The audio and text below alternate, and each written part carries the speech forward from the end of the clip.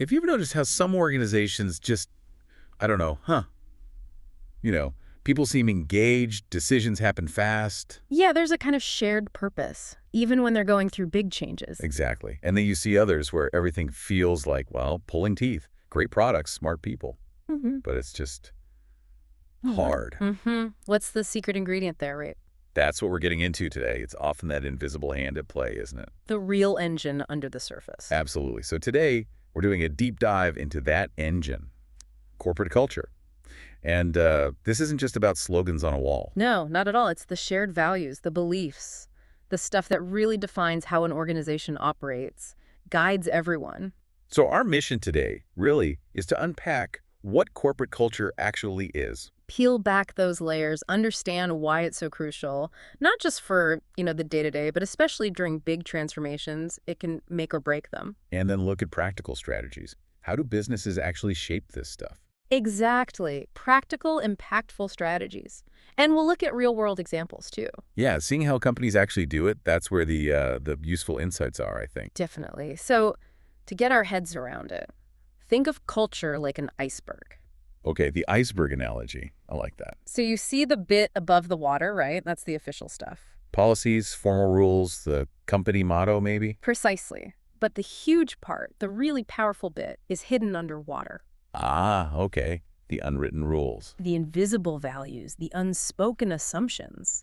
That's what really dictates how people act day to day, often more than any handbook. So it's the difference between what a company says it is and what it actually is in practice. Yeah. So let's nail down that definition then. Corporate culture is basically the shared values and beliefs that mark out a business. Yeah, it's like the implicit operating system. It guides how management and employees act, how they behave. And that iceberg idea really highlights the two sides, doesn't it? It does. You've got the visible, the official culture mission statement, org charts, dress code, the stuff they want you to see, the ideal. Right.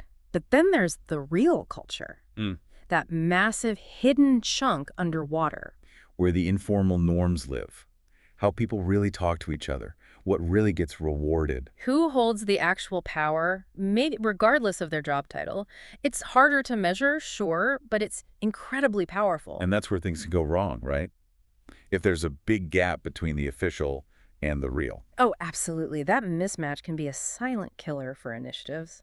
Which brings us to why culture is such a game changer. Because it's often the first thing you need to think about when you want to change something significant. Exactly. Or it's the biggest hurdle. Think about it. Transformation, like a new tech system or a big strategic shift, nearly always needs people to change how they behave. Yeah, I've seen that.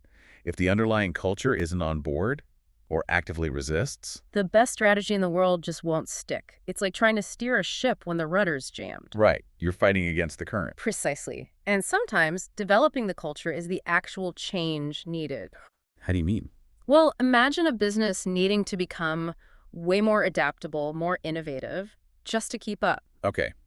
Common scenario these days. That transformation isn't just about launching new products. It's fundamentally about building a new culture. One that embraces risk, learns from mistakes, prizes agility. So it's not just enabling change.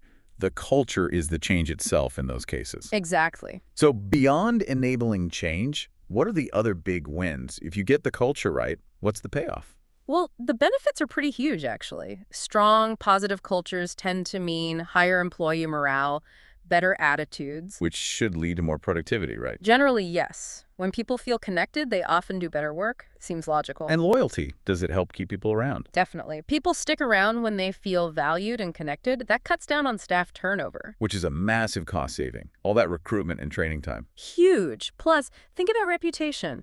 A company known for a great culture, it becomes a magnet for top talent.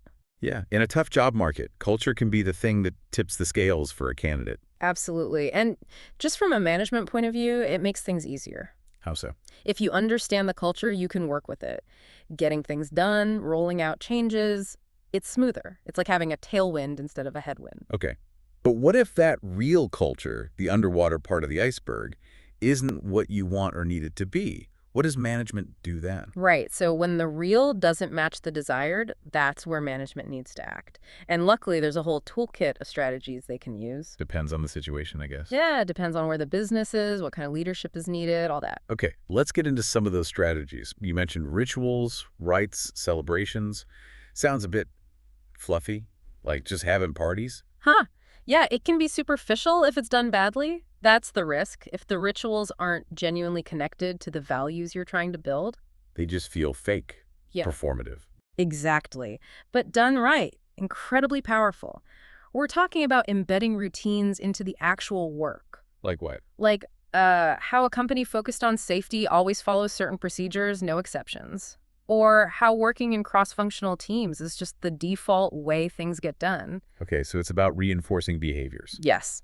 And social events can play a part too, but not just for fun. They build relationships, make people feel valued, and can subtly reinforce what's expected, like celebrating a team that really nailed an innovative project. So the key is making it meaningful, tied to the values. Absolutely, not just mandatory fun. Got it. What about changing the management style? That sounds like a big one. Foundational. It is, and it can be tough. If the current leadership style is blocking the culture you need, maybe it's too top-down when you need more agility. Then you have to change how the managers manage. Yes. Shifting to, say, a more participative style, that sends a clear signal.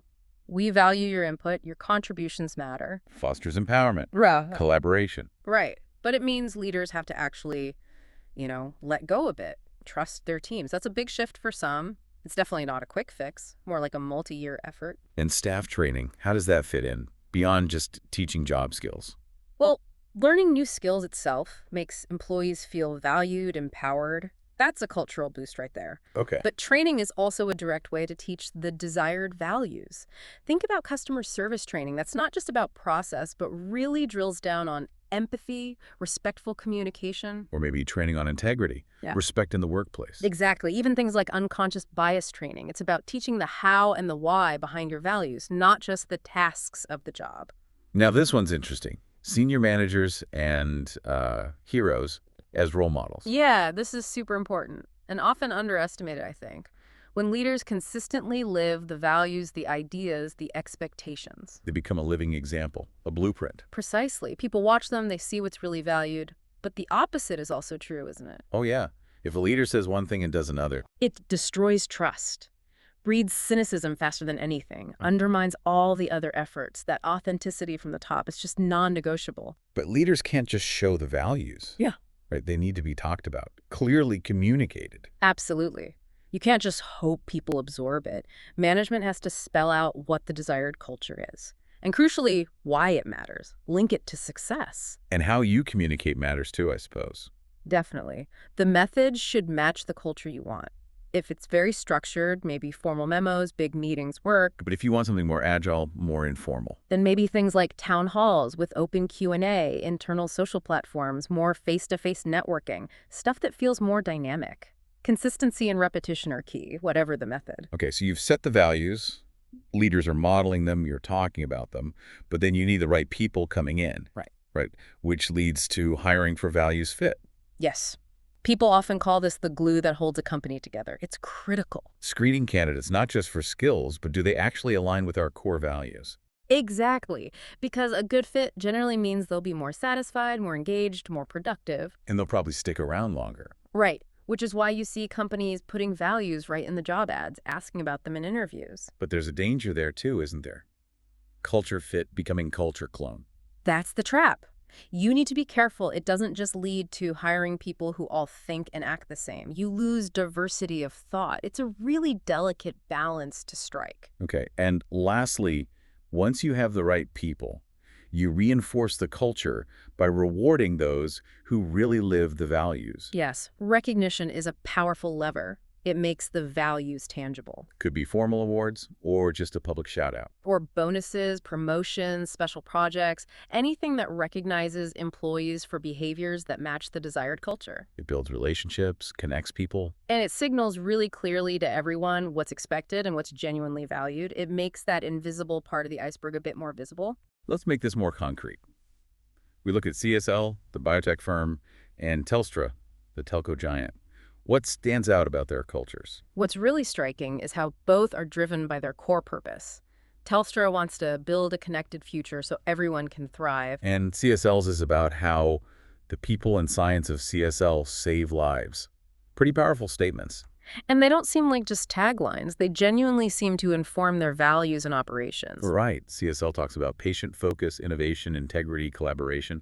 Telstra focuses on being change makers, working together, caring, keeping things simple. Yeah, you can see how those values directly support what they're trying to achieve as businesses. And they back it up with processes. It's not just talk. Seems so. Both have policies and ways of working designed to make sure those values are actually lived day to day, and crucially, ways to address behavior that doesn't align. They don't just say integrity. They have systems to promote it and deal with breaches. What also seemed interesting was their shared focus on innovation, agility, diversity, inclusion, and especially how they handled the pandemic. Yes, the COVID adaptations. That was a real test of culture, wasn't it? Definitely. How do you keep people connected, keep the culture alive when everyone's scattered? Well, both companies put strategies in place. CSL did something really interesting in 2021, these development days. Tell me more. Part of it included speed networking sessions. They randomly paired people up for 5-minute chats across 15 different countries. Wow, just random pairings. Yeah. Apparently, some employees even got paired with the CEO for a quick chat. That's brilliant.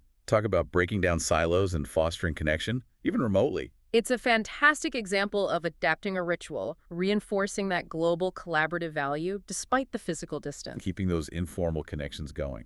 Very smart.